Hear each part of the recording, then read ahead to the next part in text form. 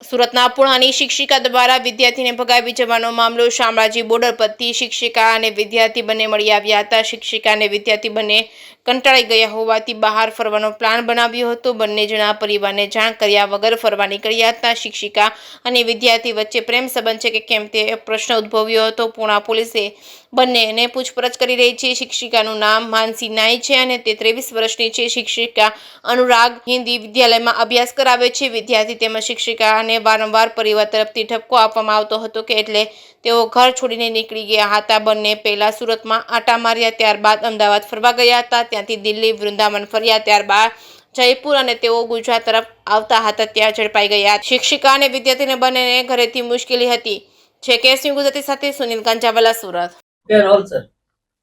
સુરત શહેરના Puna police station વિસ્તારમાં એક ઘટના બની હતી કે જેમાં એક બેન માનસીબેન કરીને છે, એમને ત્યાં એક સ્ટુડન્ટ તરીકે એક છોકરો આવતો હતો, એમની સાથે એ નીકળી ગયા હતા।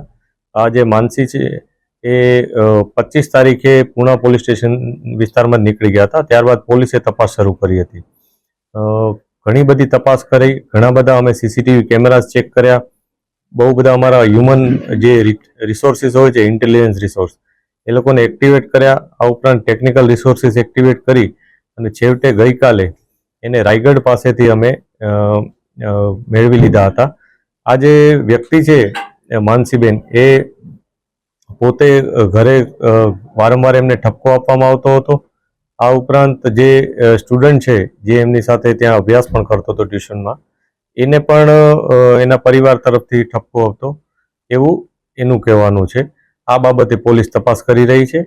આ લોકો જ્યારે 25 તારીખે અહીંથી નીકળી ગયા ત્યારે પહેલા સુરતમાં જ થોડાક આંટા ફેરા માર્યા, ત્યારબાદ ત્યાંથી અમદાવાદ જતા રહ્યા।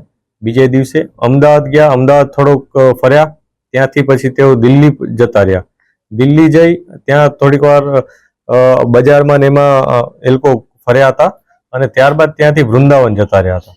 વૃંદાવનથી પાછા એ લોકો જયપુર ગયા। જયપુરમાં રહેવાની માટે ખૂબ શોધખોળ કરી, થોડુંક ફર્યા, પરંતુ જયપુરમાં કોઈ એમને સ્ટેબિલિટી ન મળી એટલે એ લોકો બીજો કોઈ વિસ્તાર પસંદ કરવા આ ગુજરાત તરફ આવતા હતા।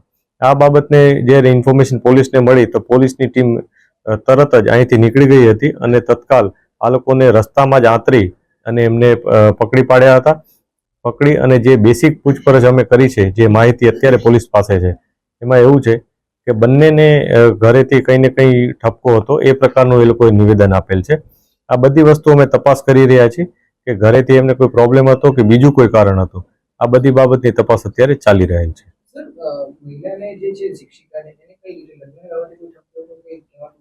જે બેન છે અત્યારે પોલીસને જે પ્રાઇમરી ઇન્ફોર્મેશન આપી છે એમાં એમણે એવું કીધું છે કે એમને કામ કરવા બાબતે ઘરેથી વારંવાર કહેવામાં આવતું હતું, એ બાબતે ઠપકો પણ વારંવાર આપવામાં આવતો હતો અને પોતે ટ્યુશન ચલાવી અને પોતાનું કામ કરે છે। અગાઉ તેઓ નર્સ પણ હતા, એટલે આ પ્રકારનું એમનું આખું લાઈફસ્ટાઈલ બાબતે એમણે અમને જણાવ્યું છે। 11 વર્ષના વિદ્યાર્થીને કેમ લઈ જવાનું પસંદ કર્યું? આ જે વિદ્યાર્થી છે એ અત્યારે જે અમને એવું જાણવા મળ્યું છે કે જે બેન છે પહેલા બહુ બધા સ્ટુડન્ટ્સને ભણાવતા હતા, ત્યારબાદ બીજા સ્ટુડન્ટ એ લોકોએ ઘર ચેન્જ કર્યું એટલે બીજા સ્ટુડન્ટ્સ એમનાથી સાથે નહીં હતા, પરંતુ આ સ્ટુડન્ટ એમના ઘરની નજીક હતો, એમની સાથે કન્ટિન્યુ જેણે ટ્યુશન ચાલુ રાખ્યા હતા, એટલે એના સાથે કદાચ કોઈ પ્રકારનું એમનું અન્ડરસ્ટેન્ડિંગ અથવા બોન્ડિંગ બની ગયું હોય અથવા બીજું કોઈ કારણ, એ બાબતની તપાસ અત્યારે ચાલુ છે। 11 વર્ષના વિદ્યાર્થી જોડે 23 વર્ષીય શિક્ષિકાનો કોઈ પ્રેમ સંબંધ હોવાની કોઈ ચર્ચા કરી? આવી કોઈ ઇન્ફોર્મેશન હજી સુધી પોલીસને મળી નથી, પરંતુ અમે તમામ દિશાઓ ઓપન રાખી અને ઇન્વેસ્ટિગેશન કરી રહ્યા છીએ। કોઈ એક એંગલ કે કોઈ એક વેથી ઇન્વેસ્ટિગેશન ચાલુ નથી।